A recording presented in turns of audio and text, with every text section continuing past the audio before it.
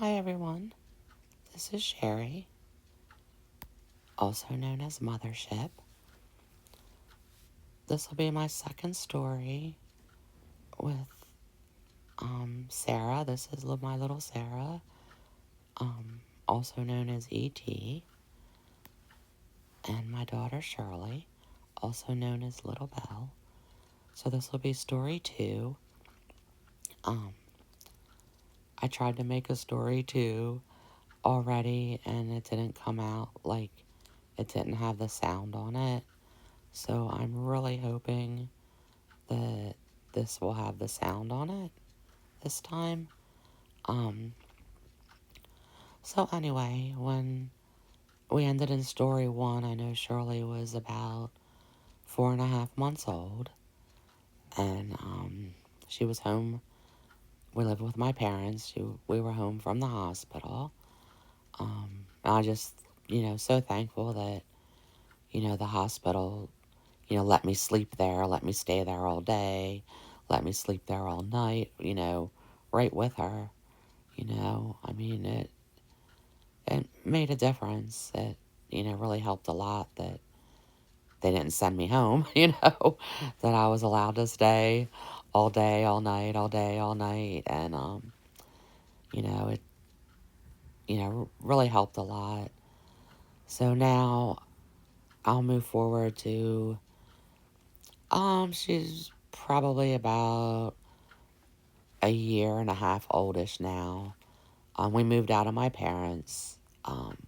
We live in an apartment in town. Um,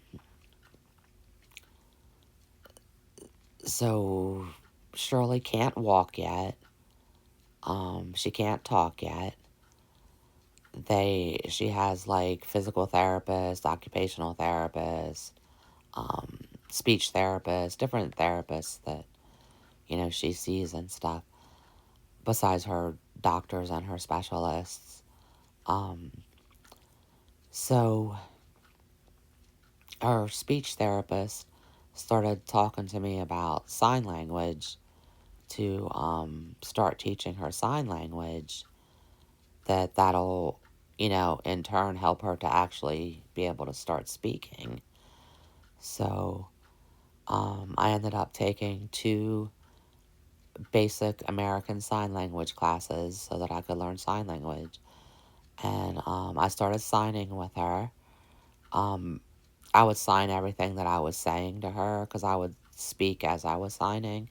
But I would then, after the sentence, I would go back to the main part of the sentence and then just speak it and sign it a few times, and then take her hands and speak it and sign it with her hands a few times and stuff. Um, if we had, say I had some Cheerios on her tray that she ate some of her Cheerios, and she was out, I would ask her do you want more? Um, and then I would stress on the more with signing and saying it, and then take her hands and do more and sign it and say it a few times over. And eventually, she picked up on it. You know, she started signing it pretty much right away. She learned different words that she would sign. She wouldn't speak them, but she would sign them. Um, And actually, her first word was the word more. One of the times that she was eating, and she ran out of her Cheerios. She loved Cheerios, mind you. Um, but when she ran out of her Cheerios, she started signing more, over and over again. And then all of a sudden, she was like, "Ma, Ma," like that. And, so I'm signing to her "Oh, you want more," as I'm saying it. And then she kept saying it. She was signing it and saying it. So then I put a couple more on her tray. She would eat them. And then she would, again, start signing more and start trying to say more. And it was so great. I mean, it was wonderful. And then after that, the signs that she knew, she started putting into voice. and she was trying to say like all these different words, and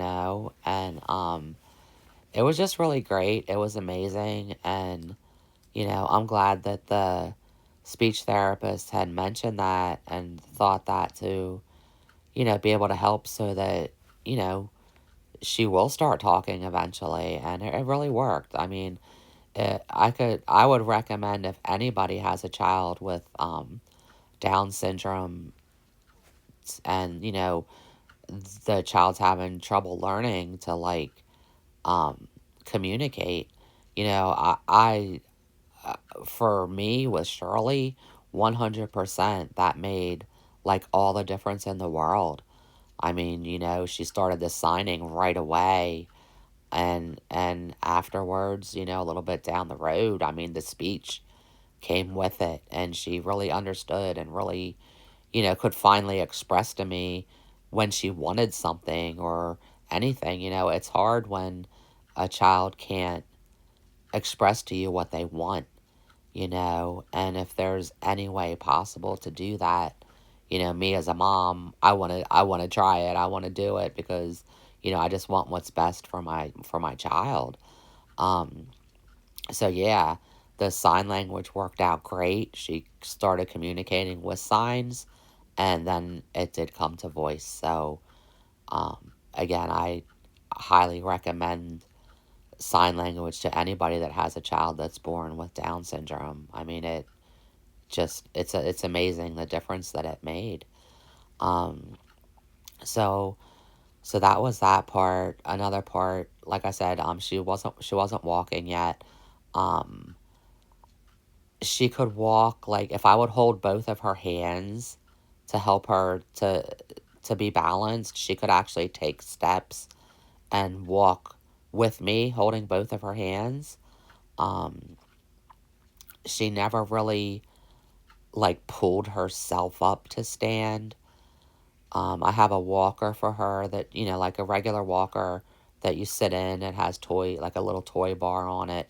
She can walk herself around and move herself around and get around the house in that walker. But she can't really like, like walk by herself or anything like that.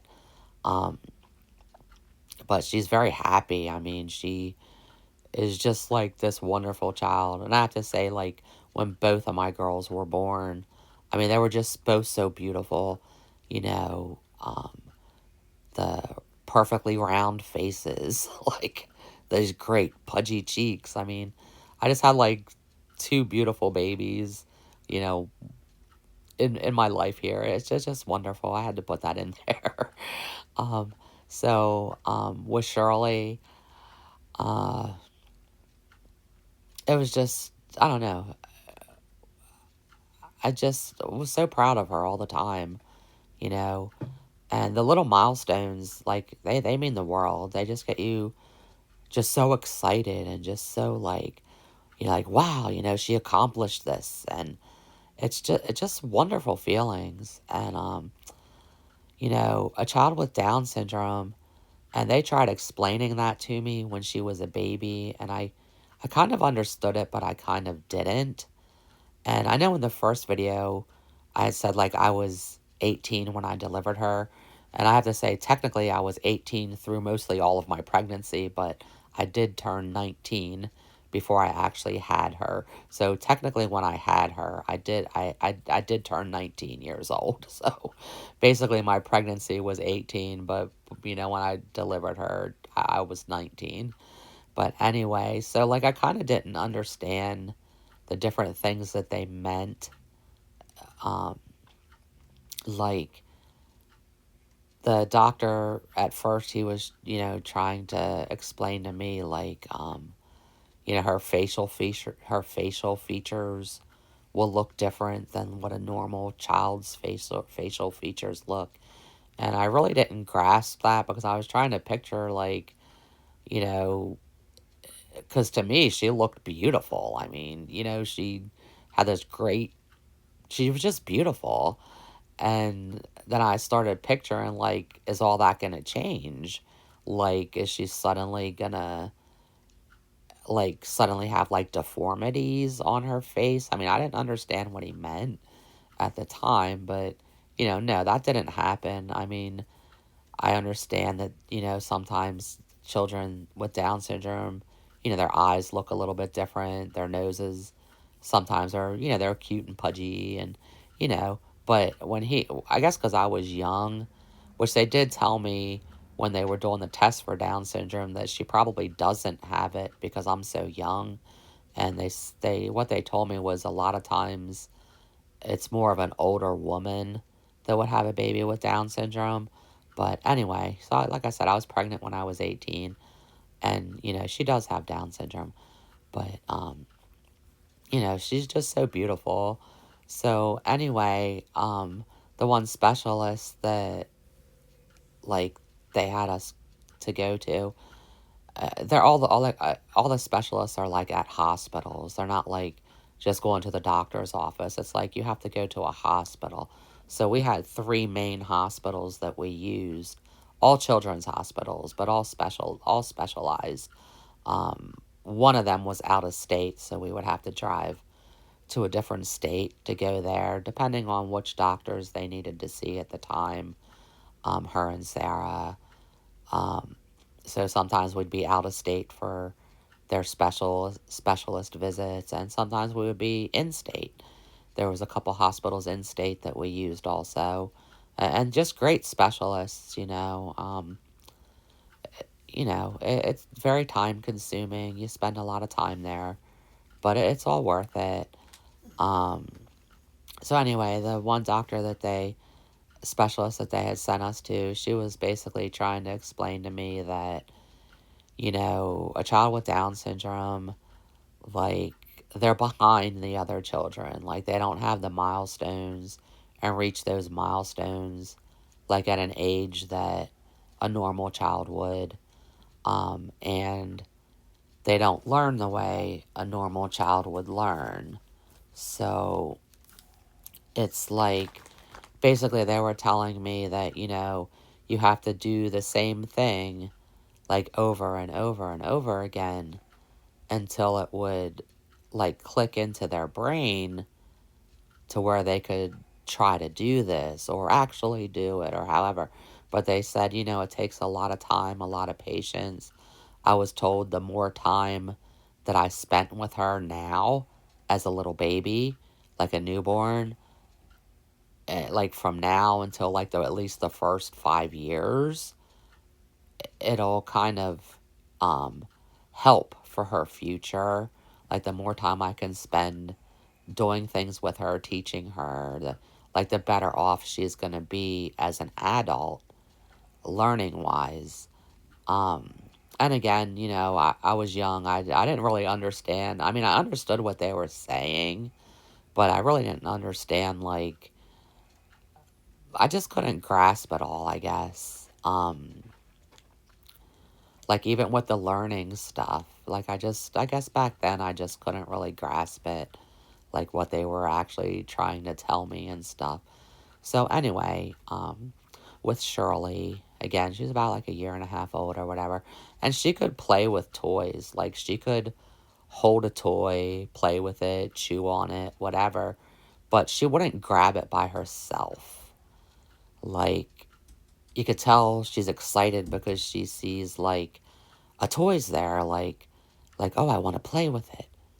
But it didn't like register to her to just like reach over and grab it to play with it. So like I would have to like take her hand and then like, put it over to the toy, open her hand up, put the toy in her hand, and then once it was in her hand, she knew then she could play with it and chew on it or whatever.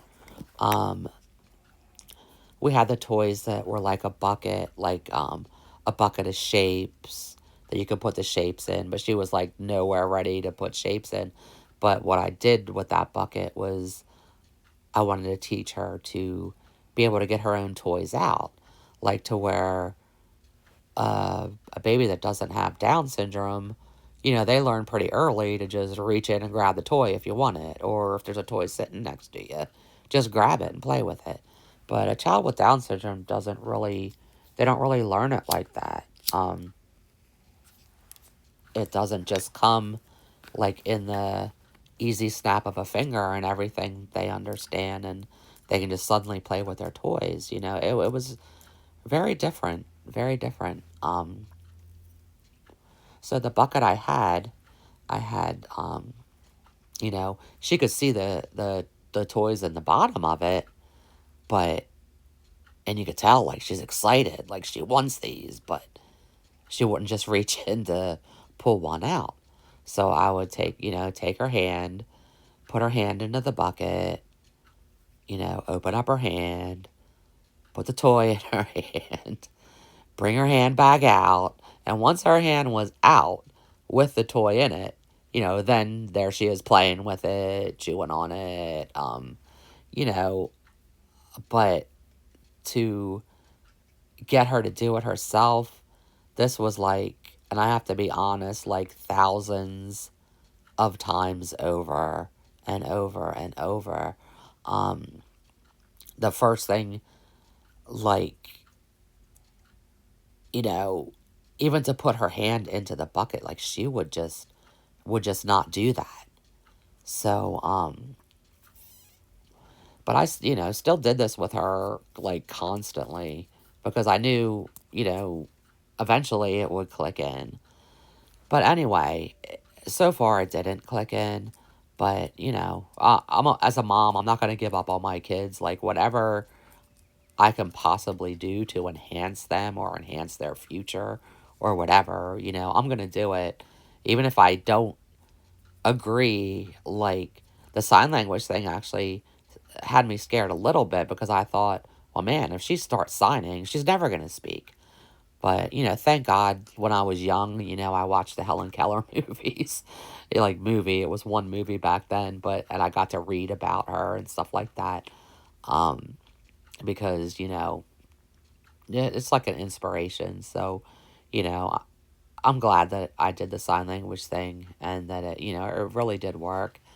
So anyway, the one day we happened to be sitting on our front porch, neighbors walking by, waving to us, saying hi to us, talking to us, like where we lived, you know, um, you know, we had like a little corner store up the street, a little park, like a playground park. I could always walk Shirley like in her stroller, and we'd always walk around to get where we needed to go and stuff like that. Uh, it was kind of nice. And anyway, I had a lot of plants. Like I loved plants, like flowers and plants and different things like that. And anyway, for whatever reason, me and Shirley, we're sitting on the front porch, neighbors going by, and all this good stuff. And I had my one, it was a my the planter, like the pot that the plant goes in, but there was no plant in it, but there was a little bit of soil because it's one that I was getting ready to do, but I haven't gotten it done yet. So it was basically not even half full either of soil, like less than half full of soil, and it was a pretty decent sized planter. And anyway, for out of nowhere, like Shirley just all of a sudden like reached her hand inside inside the planter and grabbed a handful of soil, brought it out. She was all excited. She's looking at it, then of course she tries to eat it. And I had to stop her once it got to her mouth. But so I took her hand and I like wiped the soil back into the planter. And anyway, she like reached right into that planter again, grabbed another handful of soil, was all excited, had it in her hand, and, went to put it into her mouth again. And like as soon as I would let it touch her, I would like let it touch her lips. I mean, that might sound bad as a mom, but I just want her to learn. So anyway, it like touched her lips and stuff, and I'm sure she got some on her tongue. But anyway, make a long story short, then I took her hand, put all the soil back, wiped her hand off, and she just kept doing that over and over and over and over. And it was really exciting for me because, like, she would never reach into anything before. Like, not a bucket, not a pot, like, anything, a box. Like, she wouldn't even, like, reach into a box. Like, for whatever reason, she just wouldn't do that. I don't know if it's that, like, it made her uncomfortable to reach into something, or if her brain just couldn't understand, like, if you reach into this, then you get the item that's there or whatever. So it took a pot of soil to where she actually learned how to reach into something. And, we went upstairs after that, and her toy bucket, there's her toys. She's all excited looking at it, and there she is reaching her hand in, grabbing a toy out, picking it out, all excited, and, then chewing on the toy and stuff. I mean, it was like, it was amazing that it was a partial pot of soil. Like I said, it was like less than half full of soil. But for whatever reason, she wanted to touch that soil. I mean, and that's what it took to get her to be able to reach into something. But after that, after she learned that with the soil, she could do that with everything then. She could reach into a box, she could reach into a pot, she can reach, like, into a bucket, whatever, so that was pretty cool. It was like, again, a great little milestone, that happened. So anyway, make a long story short, I am going to try to make this one shorter, like I said. Um, so now she's a little over a year and a half old, and I used to take her to the park a lot. So, I had her in a stroller, took her up to the park, and I had her out of her stroller. Like, she used to love to play on everything. Like, she couldn't play on it like regular play on it, but like, um, I could swing her in the swing because they had like one of the baby swings there. Um, I could sit her on the monkey bars. I had to stay there to hold her, of course. Like, she couldn't really hold on to the monkey bars and hang or nothing like that. On the sliding board, I could help her go down the sliding board. I could help her, on the merry-go-round. I'd have to just like kind of hold her, like hold her in place and help her. But, she loved it. I mean, she's just like so full of joy, so, just so excited. Like, she just really loved being at the park. And, so anyway, I had her out of her stroller and stuff, and I was holding her hands so that she could, step a little bit with me because, she still couldn't walk on her own. And as, like, I'm facing her, holding her hands, and she's walking with me, so I'm, like, walking backwards. She's walking forward, and all of a sudden I look down, and I noticed, like, her one knee was really swollen. It was, like, really big. And I was like, and she didn't seem like she was in any kind of pain or anything was wrong with her. It's just, her knee was really big. So I put her back into her stroller and stuff. I went home and I called the doctor. And thank God her doctors, because they knew her and they knew how sick she gets. She's had a lot of um, sicknesses and, in this year and a half of her life and stuff anyway. Um, So, like, when I would call her doctor, they would usually always get us in, like, right away. Like, we didn't have to wait. We didn't have to wait a day, 2 days. I mean, like, as soon as I would call, they'd be like, oh, just bring her in. He'll check her out. And that was just so wonderful. Um, so I took her in. He saw what her knee looked like and stuff. And then he had to send us to a specialist, which is, again, at the hospital. But they put, like, some kind of rush on it or whatever because I think it was the next day. I got to take her to see the specialist. So when he looked at it and stuff, they ran some tests like blood work and stuff like that. And then they ended up having to send us to another specialist, which was a rheumatologist. So we went to that specialist then, and it turned out that she has juvenile rheumatoid arthritis, which today I believe they don't even use that um, term anymore. They changed it to something else. I mean, it's the same thing as juvenile rheumatoid arthritis, but I think nowadays, which is a lot later, you're 30 some years later, it has a different name than it used to. So, anyway, back when she got it, it was called juvenile rheumatoid arthritis. Um, like, she was already at a higher percent risk of getting that because she has Down syndrome.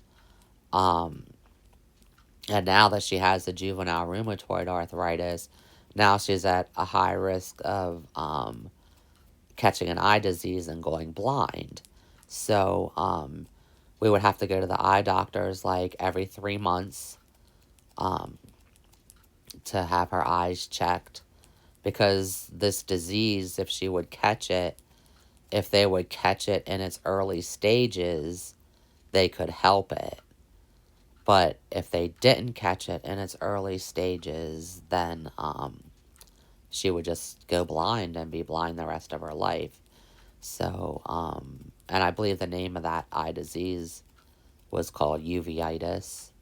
So, anyway, she had to be checked regularly for her eyes. And now, with juvenile rheumatoid arthritis, it just spread pretty quickly through her body. I mean, it started in her one knee, went to her other knee, went to her pretty much the all the joints in her body. I mean, her toes, her hands, her fingers, her wrists, her elbows, her hips, just everything. She was suddenly like, here she was, being able to move all her body parts and stuff and doing everything. And grant you, she couldn't walk yet, but now she's all bent, like she's bent over. Her legs are both bent. Her fingers are all bent up. Um, she had leg braces off and on, different types of leg braces that would try to help like pull her legs from a bent position. They had springs in them, so they would like pull, just to try to get her legs a little bit straighter. But then they didn't do anything really with her fingers because I think they really thought like her fingers would actually break because they were so bent. And a lot of times when a body's just in that position so long, it could get like osteoporosis in that area. So I know they didn't want to like break her fingers or anything. So anyway, it was sad because like, being able to see her moving around and, doing certain things and now all of a sudden here's her body just being all bent up, and it was just really sad. But, she's a little trooper. I mean, she, just was a little trooper with everything. I mean, just amazing. It's just amazing how, a child can just, man, just be so, I don't know, like strong and like, and still have like such a great personality and just everything. Um, so anyway, to get to this part of the story that I'm talking about, one of the days that we went to her specialist appointment, her normal specialist wasn't in. He had something, I guess, that came up or whatever, so they had a different rheumatologist that replaced him that day, and it was a female. Anyway, she checked her out, did all the stuff, and, gave us the prescriptions. We went home. Um, then a few days after that, Shirley just started like crying a lot. Sometimes even almost like screaming, like, and just crying. And it was just really unlike her. You know, she didn't cry a lot. I mean, she would, but I wouldn't consider it a lot. I consider it less than a baby that didn't have Down syndrome. So now all of a sudden she's like just like crying a lot and screaming. And, I just knew like something was wrong. Like, again, a mother's instinct, like when you know your child and then all of a sudden something's out of the ordinary, like, something's just not right. So I called her doctor, I took her in, and then the doctor wasn't really sure, and he couldn't find anything, like, besides the arthritis, of course. Like, he really couldn't find anything that would have been, like, extra wrong with her. So, he sent us to a specialist. So we went to the hospital, went to see the specialist, and then, he did tests on her and everything. And then, he started figuring out some possibilities. So then that specialist sent us to another specialist, which in turn, yeah, definitely found out what was wrong with her. Here, the the specialist that had filled in, the rheumatologist specialist that had filled in, accidentally um, double dosed like her medicine that she was on, like that she was normally on. Like the prescription that she wrote was like double strength of what she should have been on. So it ate a hole through her stomach, and she actually had a bleeding stomach ulcer. So the specialist, basically described it to me as your daughter's is she's suffering. She's literally suffering in pain, and that's why she's like crying and like screaming sometimes. And he said, just so you can get a feeling of how much pain she's actually in, he said, if you would take a match, like a big match, and light it so that it has a big flame on it, and then stick it down your throat, and then imagine that that flame never goes out. It just keeps burning and burning and burning on fire. He said, that's how much pain your daughter's in right now. And that's heartbreaking, because you don't want your kids to be in pain. You don't want them to be suffering. So he prescribed some different medicines for pain. And also medicines to like coat her stomach to try to protect it. Different things. She had to get lots of tests done. And during those tests, they found out she has gallstones. None of them that were big enough to go down the tube. So basically, she was color coded now because, like, if she turns blue, it's most likely her heart. Now, if she turns yellow, it's most likely her gallbladder. But anyway, so it took about a year for the stomach ulcer to actually heal. Um, you know, but once the stomach ulcer was healed, like, not long after that, like, at night when Shirley would be in bed, like, all of a sudden she would just start screaming, like, screaming, you know, so again, as a mom, I know something's not right, and then I have to think, like, are they sure that that stomach ulcer is healed? Because, here she is now, just, like, screaming. Um, it was only when she would sleep, like, even if she would take a nap during the day, she would start screaming. If she would take to sleep at night, she would just be screaming. Um, so again, her doctor sent us to specialists. They did all kinds of tests on her. This poor little child of mine, I mean, she's had like thousands of, needle pokes from blood work and all that. But anyway, um, they ended up sending us to like a child psychologist because they really couldn't find anything like, I mean, she had a lot of physical issues, but none that would be causing her that much, like, possible pain and screaming and stuff. So, anyway, um, we saw the child psychologist a few times and stuff, and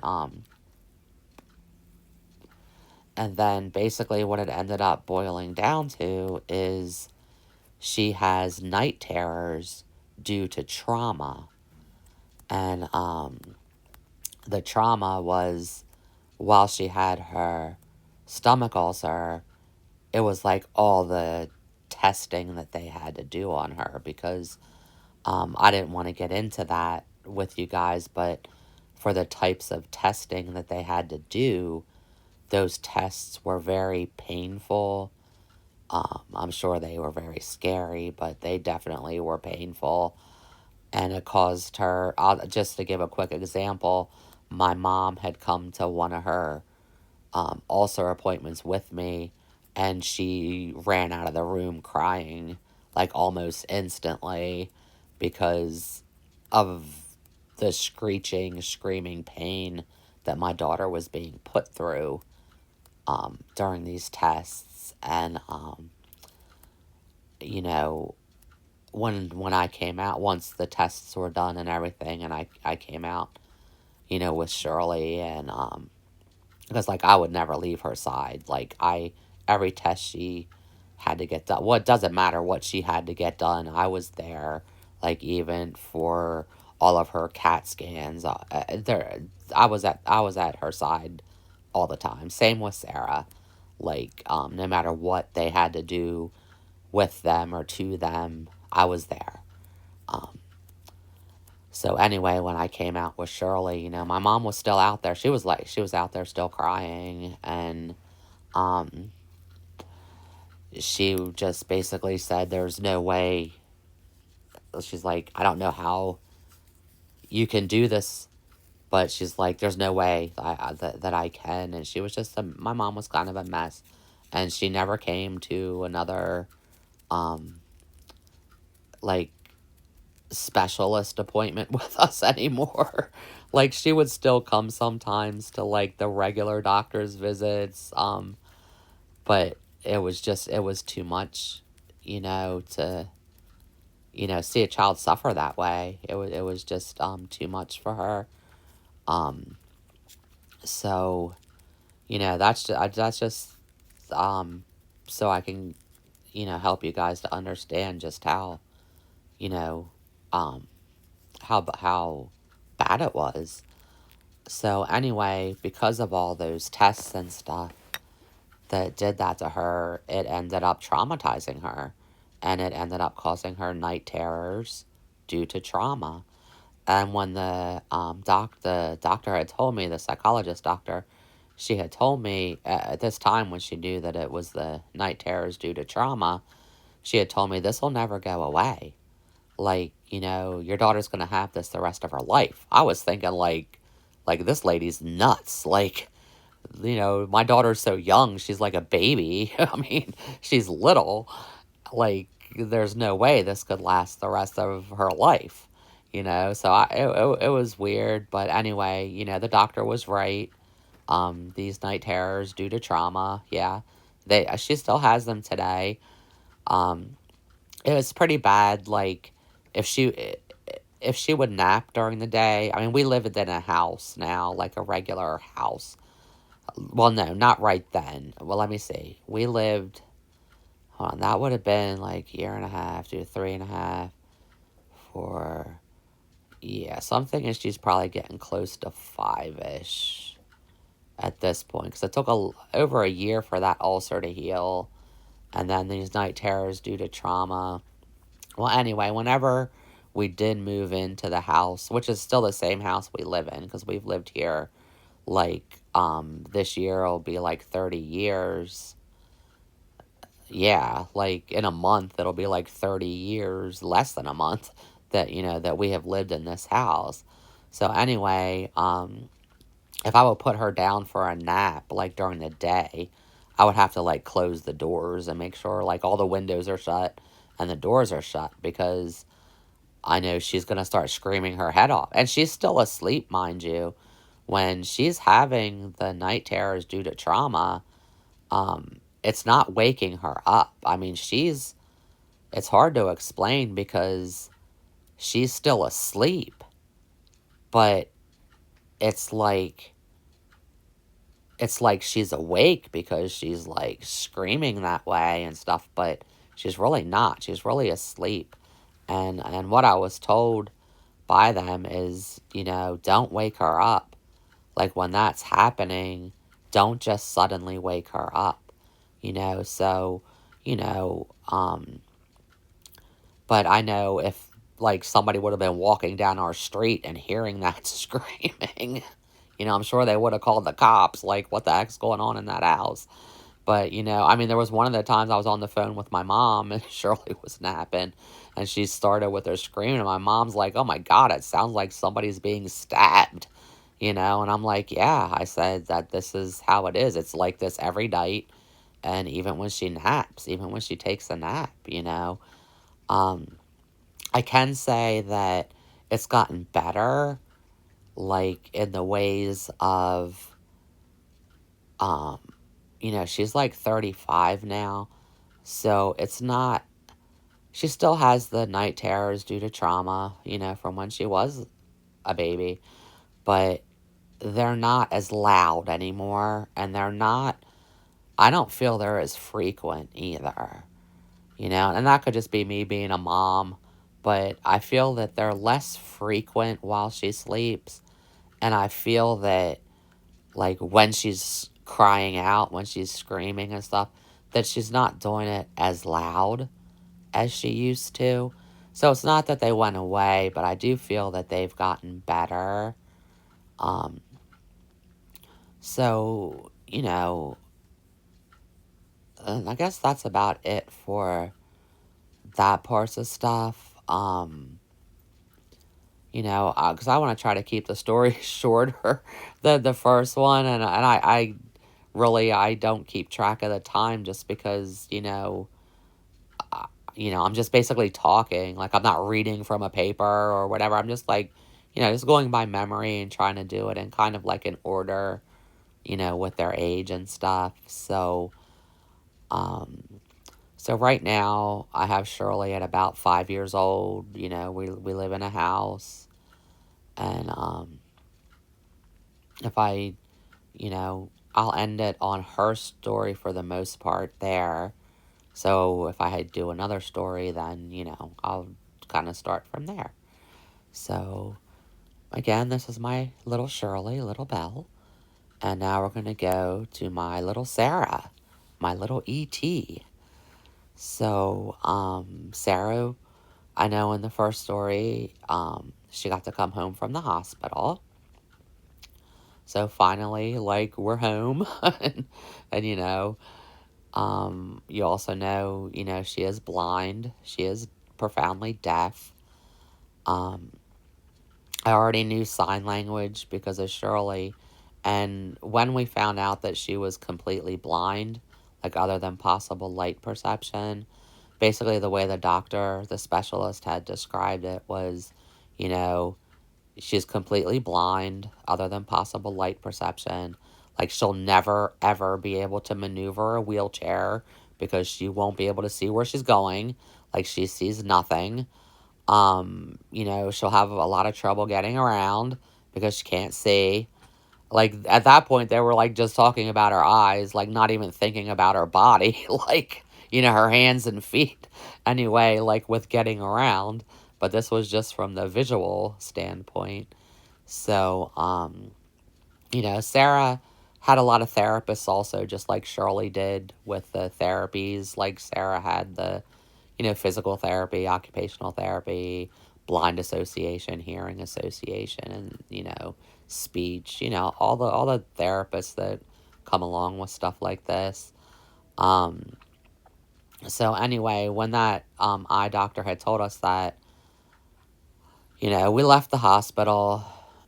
Um, and like I just started basically to cry out, like um, um I don't talk much about my ex-husband, but my husband was at the time was actually driving. Um, and anyway, like I just started like yelling out. I'm like, I'm gonna teach her how to communicate. I'm like, one way or another, like I'm gonna teach my child how to communicate. I just like kind of like yelled it out like really loud because like that's what was in me at that point. Because I already knew she was profoundly deaf.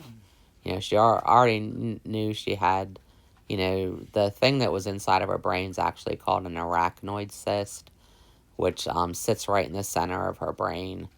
Um, it pushes on, like, if you divide your brain into four, it, like, pushes on all four lobes at the same time, anyway.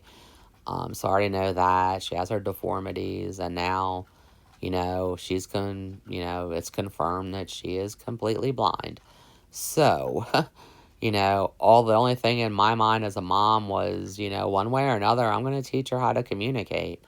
No matter what, like one way or another, she's gonna learn.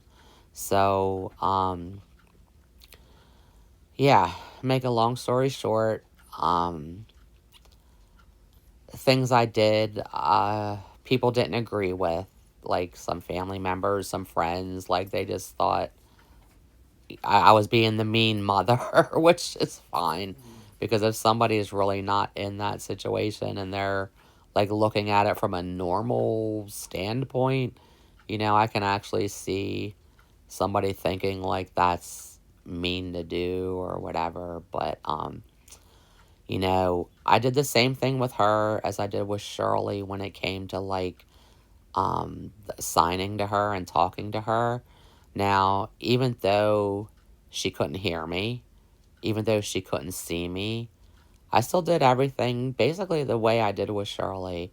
I would still sign as I'm speaking, take the main part of that sentence, sign and speak it a few times, and I would take her hands, which were, curled up hands with only two little fingers, and I would still find a way to make the sign one way or another and have her, I would have her hand and I would have her hand doing it as I was still talking and saying it.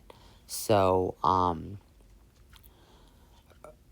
for me, I felt like, and I did the same thing I did with Shirley. No matter what I was doing, I would have them there. So like if I was taking a shower, they'd be in their little bouncy chair in the bathroom, and I would sign and say, like mommy's gonna take a shower now. Um, if I'm doing the dishes, they were in their bouncy chair right at the sink with me. Mommy's doing the dishes. This is what I'm doing. This is the water. All of it, and I would do the signs with them, to them, make them do them. And even though Sarah couldn't see me or hear me, I just treated her as if she could. Put it that way. That's the best way to explain it. Like, it wasn't that I was denying she was blind or that she was deaf because I knew she was. I mean, she has never made eye contact with me. That was one of the most heartbreaking things out of all of it. Like, out of everything, like, one of the most heartbreaking parts was, like, she never made eye contact with me. Like, her eyes never looked into my eyes. And I think out of everything, that was like the most heartbreaking part of it because like sometimes our eyes moved back and forth like real fast, but for the most part the best way to describe her would be like somebody that's daydreaming. They're just kind of staring off into space, basically. They're like daydreaming, and that's kind of what her eyes always looked like for the most part because she never really looked at something. She never looked me in the eyes. But still, I felt, for me inside, I felt like we had some kind of spiritual connection with each other. So I felt like somehow, um, even though she couldn't see what I was doing or hear what I was doing, I still felt like her spirit could. Like her spirit could feel my spirit and like I could hear and see. I mean, I can't explain it other than unless you're in that situation and you actually can feel that. But I felt like we had that connection And no matter if she could physically see me or physically hear me, I think somehow her spirit could. And I just felt our spirits were connected that way. And, call me crazy or whatever, but unless you're in that situation and you can feel what I'm trying to talk about, it was there.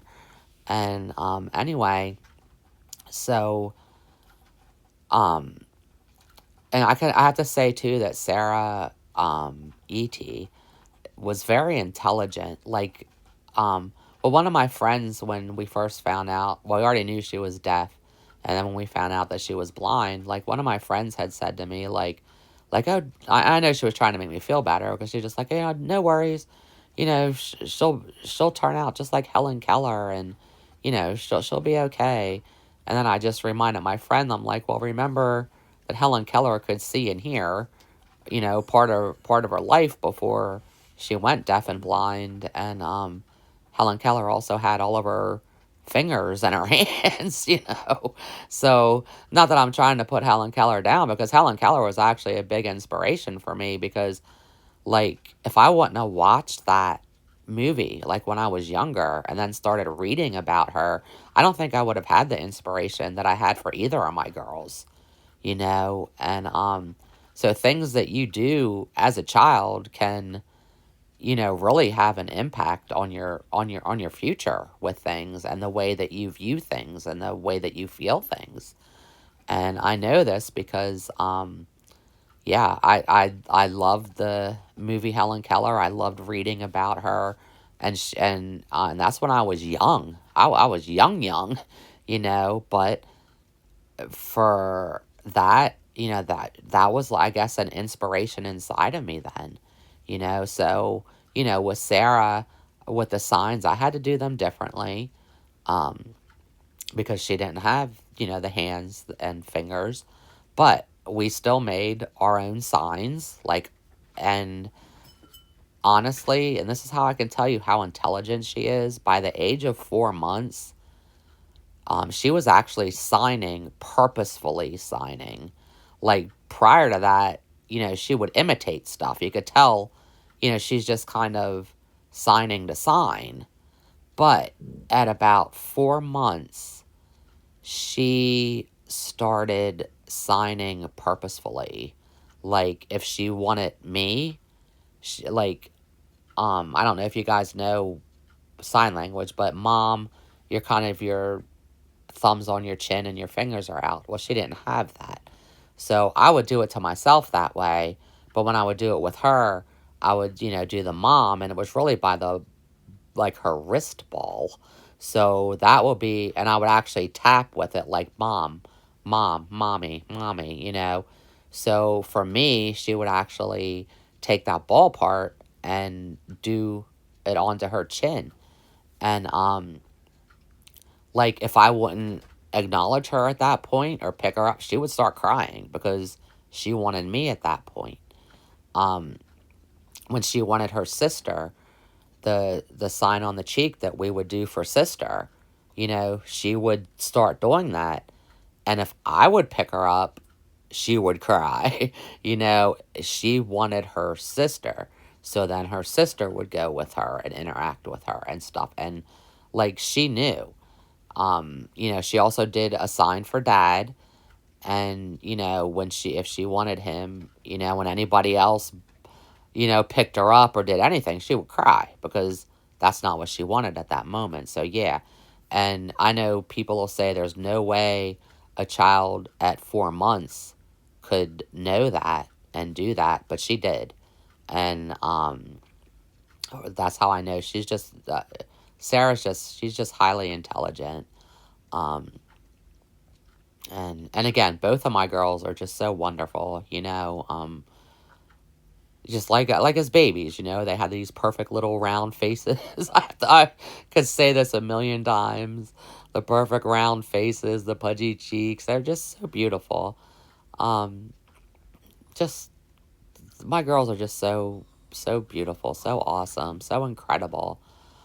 And so anyway, you know,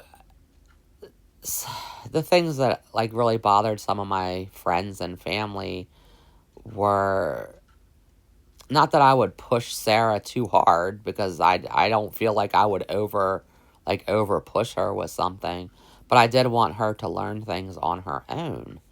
So, like, just say like putting her own pacifier into her mouth. If her pacifier was next to her where like she could actually reach it, like uncurl and reach it, then that's what I wanted her to do.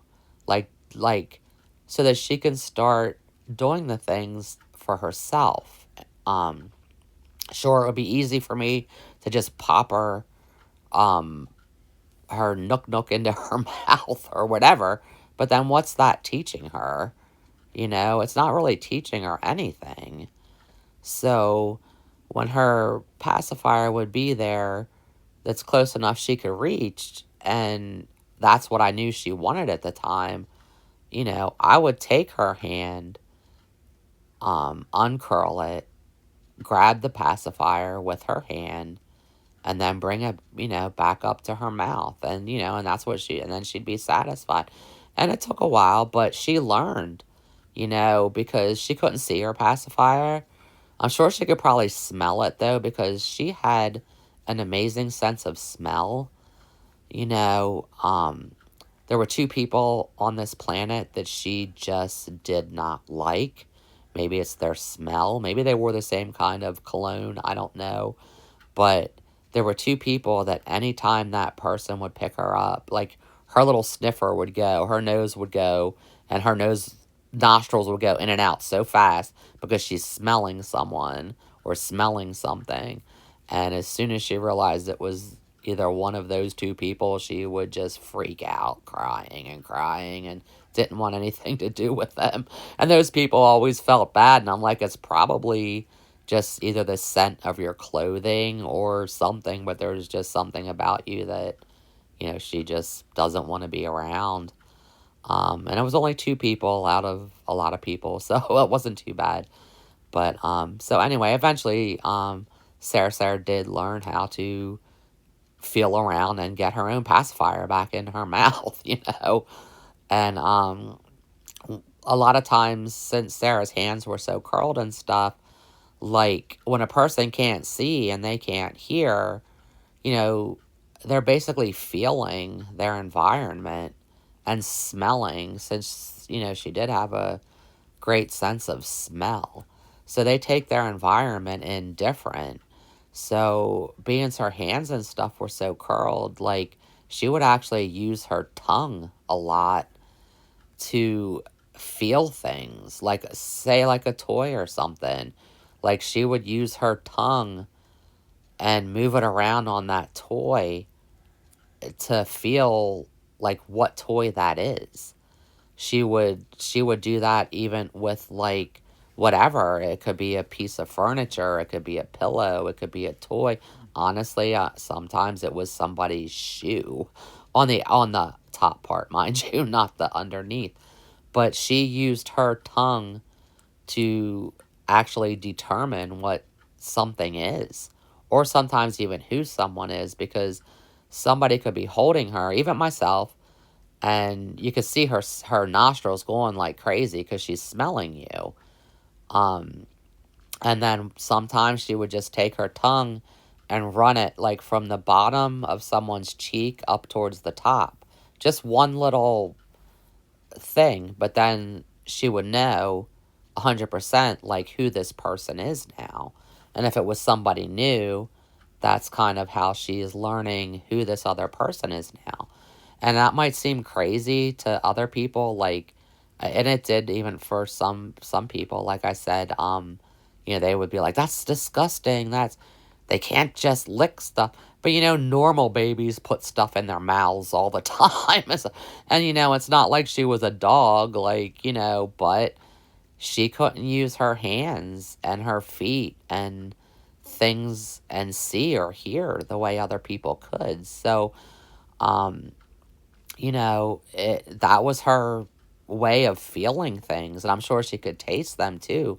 But her main thing was smelling something. Um, anyway, um, let me get this thing here turned off. So anyway, for her to be able to figure out her environment, like here in the house, like to start out, she would run into everything. Like, say she's crawling or pulling herself across the floor or whatever. She wasn't walking yet, but and she laughs about it to this day because I told her she was like one of those little rumba sweepers, like that run into something and bounce the other way, and run into something else and bounce the other way. And that's kind of what she looked like starting out, with furniture, um, whatever it was. She would run into it and then go a different way, run into something else, go a different way. But all this time while she's doing that, I mean, sometimes she would stop to lick whatever it was, but she was literally learning of her environment. And it didn't take her real long to learn this entire house. I mean, she could go through this house just as fast as any normal kid could. Um, and not run into a thing. So, she learned where each piece of furniture was in the living rooms, the kitchen, the dining room, even where the trash can, was at, everything, the bedrooms, the bathroom. Like, she couldn't see, she couldn't hear, she had all those deformities, but she learned her environment and she could get around this house as if she could see, as if she could hear, as if she had normal hands and feet. I mean, um, now say we would have had company one day or whatever, and they would not push like the kitchen chair in the whole way. Like, say that kitchen chair was only like 2 inches out of what it normally is, then yeah, she'll run into it. But then when she runs into something that in her mind, it's like she knows this isn't supposed to be here. So, she'll lick it or whatever, smell it and stuff. But then, so from that point now, she'll give herself more space now to go through that part. I mean, she was just so intelligent and just, you know, able to go where she wanted to go. Like I said, it took a while with her running into bunches of things and um, with being able to, pick up toys and do whatever. It took a long time, of repetitiveness with certain things you know, and me making sure that whatever she can learn, she is going to learn, and not out of a meanness. I mean, I love my children. I love them like nothing else. I mean, but for both of my girls, I felt like, I wanted them to be able to amount to whatever they possibly could. And whatever that was is fine. They don't have to, you know, be a rocket scientist. They don't have, if it's something that they can do and they can accomplish, then yeah, I would want them to do that. If it's something that they can't, that's no big deal. Then they can't do it. Like, so what? You know what I mean? So I don't feel that I've ever overly pushed them or ever overly tried to teach them something. I feel like somehow as a mom, like I just knew what they were capable of, and also knowing what they won't be able to do, So I think spiritually and everything, like I already knew what to do and what not to do, like what to push them in and what not to push them in. And and it seemed to work well.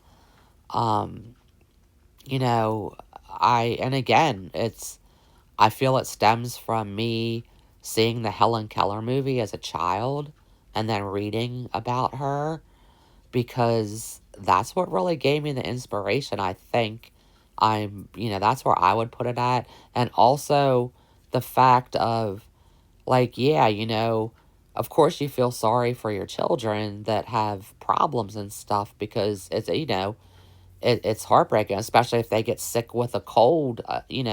My kids could be laid up on breathing treatments, steroids, antibiotic, like and you have a heart of, you feel for them, and you feel for them. But I think from watching like the Helen Keller movie as a child and reading, it's like I didn't put myself in a position where I just felt like so sorry for them that I'll just do everything for them and they'll never have to do anything by themselves. I know my inspiration came from all that, and I'm glad because again, watching that as a child and reading that as a child, and that shaped me. Well, you don't think about it at the time, but for in this future, I really feel that that did shape me as a person because I have a heart for my children, I really do, but I also know that you know, they would be able to amount to whatever they would be able to amount to with everything. Um, and I would suggest that for any parent, whether their child has Down syndrome, whether their child has, any other kind of mental or physical, disability or whatever, if there's something they can accomplish and you can teach them how to accomplish it, you know, do that, in my opinion, as long as it's something that's not harmful, of course, you know, um, because each little milestone, when the child gets that milestone, it's just so amazing and so joyful. And yeah. So anyway, now I'm gonna get real quick. I don't know if I said this in this video because I had made my second video that the sound wasn't on. So, um, when Shirley was born, um, hopefully I said this in this video too because this has to do with miracles. But the doctor did tell me, consider her a miracle baby, and like he means it, like really to consider her a miracle baby. Because let me get to Shirley here quick. Because Shirley, you know, from the time she was rated a 0, I was at the doctor's office, and it's like a half-hour drive or so to the hospital, and then to get checked in and everything else. I mean, that cord was around her neck a very, very long time before they got her out. So, you know, even that I knew that, yeah, she is a miracle baby. And then the same with Sarah. I mean, there's people that think, oh, well, the doctors made a mistake. Sarah wasn't going to die at birth. Here, let me get back to my little Sarah. But in all reality, you have 5 specialists and stuff. You know, it's highly unlikely that they all mistook it.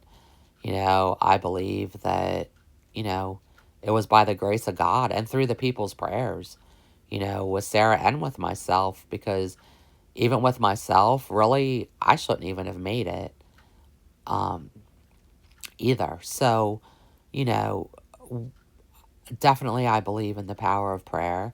I believe in God. I wasn't really raised like um, to believe in God and believe in prayer, like kind of to believe in a God, like to believe in God, but like not like a power of prayer or it's hard to explain. But anyway, this is me now. I'm older, I'm 54. But yeah, I can say throughout my children's lives and stuff that I know that the difference was through God and it was through prayer. And I'm going to get to something real quick here before I end this with Sarah. Like I said, I mean, one of the main things I just really wanted was to her, to someday make eye contact with me. All the pots and pan lids, I used to bang them. I would bang them hard. I just wanted her to flinch, but she couldn't hear it, so she never would flinch. I wanted, I had her out at a lawnmower, having a person start a lawnmower because they're really loud, just to see if she would flinch. Nothing. She couldn't hear. She could not hear anything.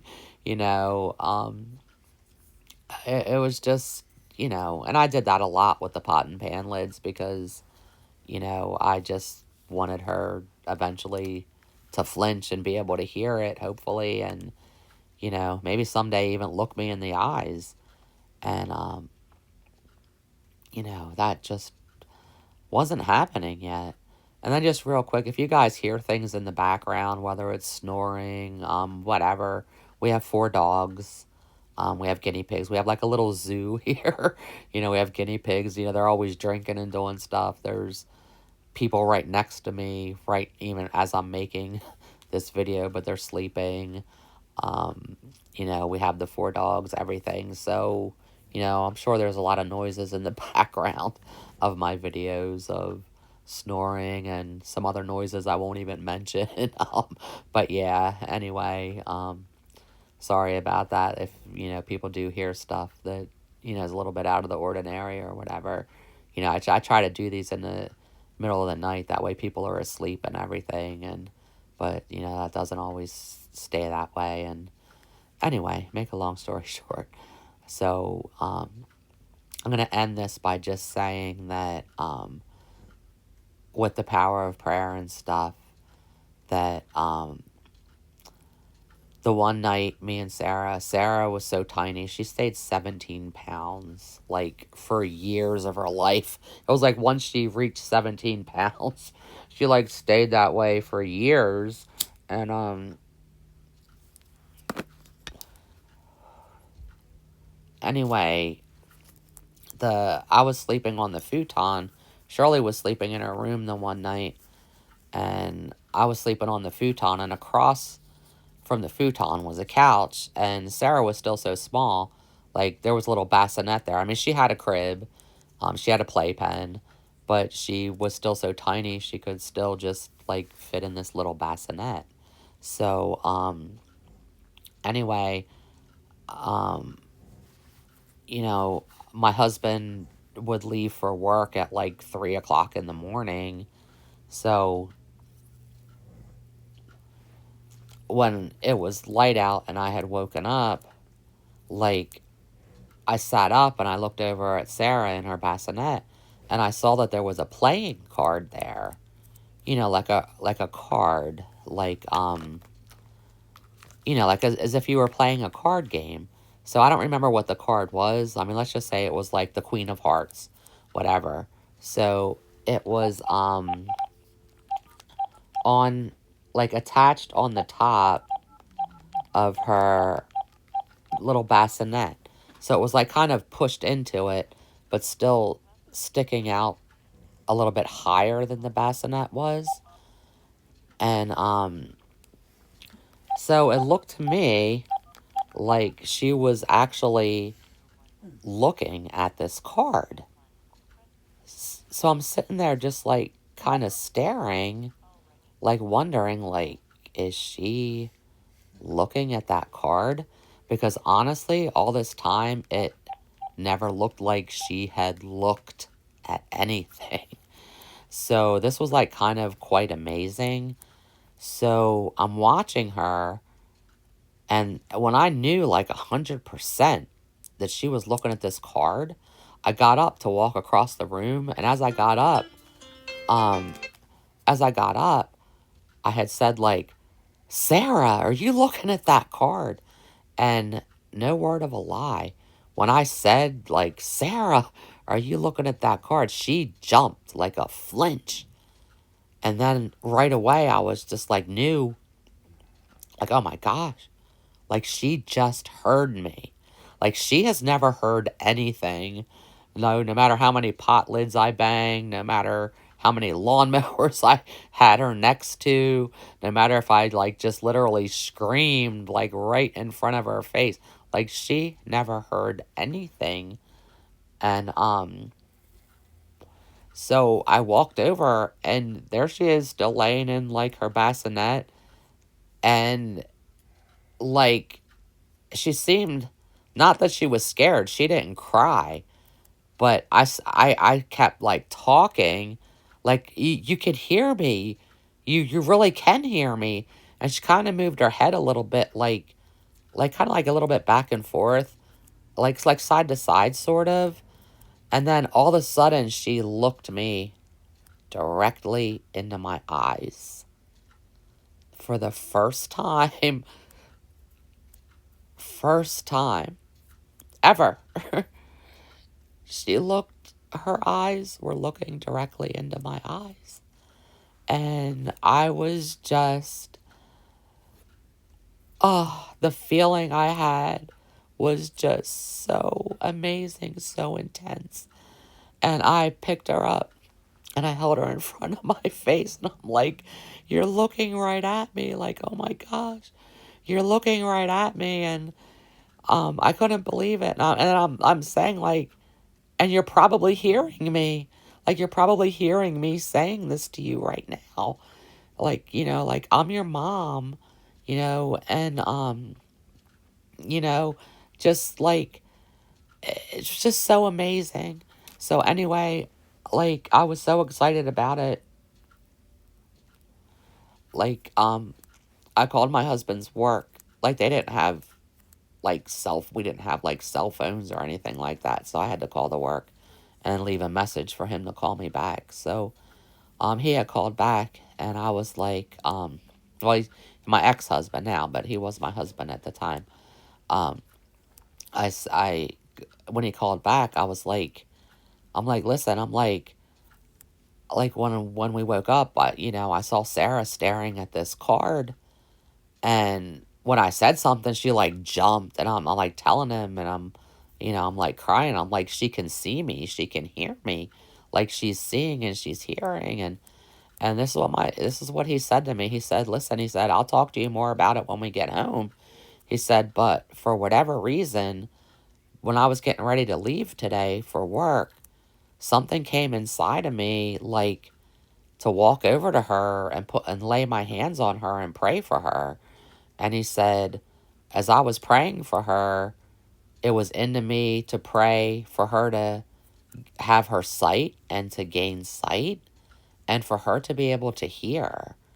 And he said, "And when I was done praying for her, I went to leave, and then something was inside of me that basically said, put this playing card on the side of her bassinet." And he said, "So I hooked the card in there, and then," he said, "then, I left for work."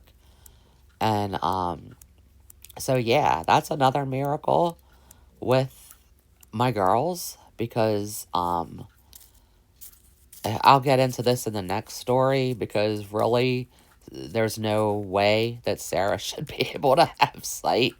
Like, with all the tests they did on her, she's, like, missing parts of her eyes, and just, like, her eyes have colobomas, so, like, the colors of her eyes and her pupils, they're like a teardrop shape instead of, like, a circle shape. But with the tests that they did, there's just, like, really no way she should be able to see or be able to hear.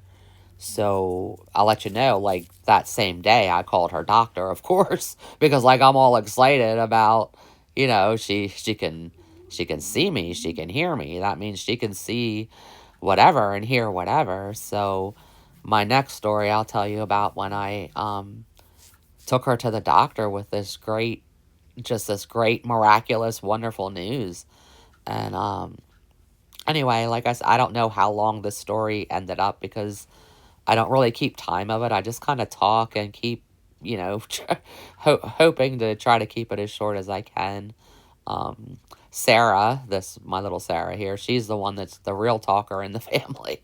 Like, she loves to talk. She will talk and talk, and Shirley talks too, but not as much as Sarah, but still talks a lot, but not anything like her sister. Sarah's like, we always tease her about it. Like, she laughs about it because she knows she just really loves to talk.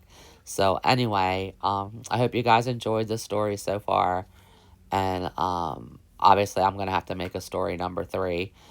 So this is story number 2, and I thank you guys for listening. And somehow I hope that this helps somebody somehow, some way, like what I'm saying about, my kids, people go through emotions, people go through things. You know, people really aren't alone on this planet, even though sometimes they might feel like they are, because there's other people, out here in this world that go through things too. Like everybody goes through things. I mean, that's a part of life, you know. Having disabled children, there's like millions of people that have them, just, and I hope this video helps somebody somehow and gives them, uh, you know, uh, less worriment or something. But anyway, you all have a great night. Have a great day. And, I'm hoping to be able to do a story again sometime. So this is my little Shirley, my little Belle again. And this is my little Sarah. And we will hopefully, do another story again soon. All right, guys, have a good one. Bye.